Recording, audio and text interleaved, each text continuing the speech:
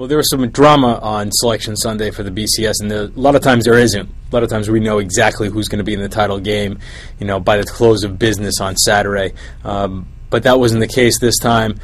We really weren't sure if it was going to be Alabama at number 2 to face LSU or Oklahoma State at number 2. It turns out it was Alabama. So we're going to get a rematch of what was considered the game of the century back on November 5th.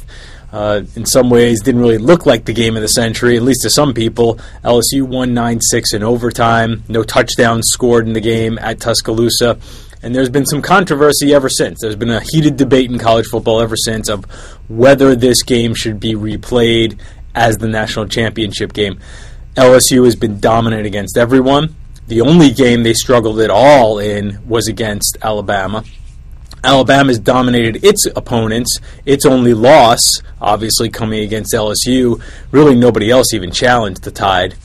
But still, there's that feeling that in college football, every week is a playoff, and the regular season is so meaningful. But now, that game that was supposed to be the biggest game of the season really maybe didn't mean anything, or it didn't mean as much as we thought it did, because Alabama's going to get a second shot. It's a great matchup. It's hard to argue.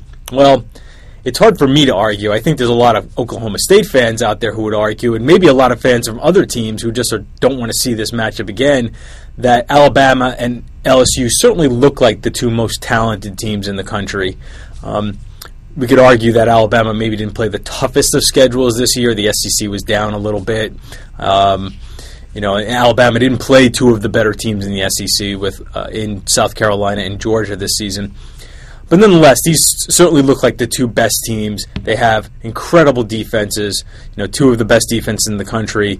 Alabama's number 1 in yards against and points allowed, and LSU's not far behind in either. And they have big play players on defense too, especially LSU with Tyrann Mathieu, the cornerback, who's even a Heisman Trophy candidate. He returns punts and causes a lot of turnovers.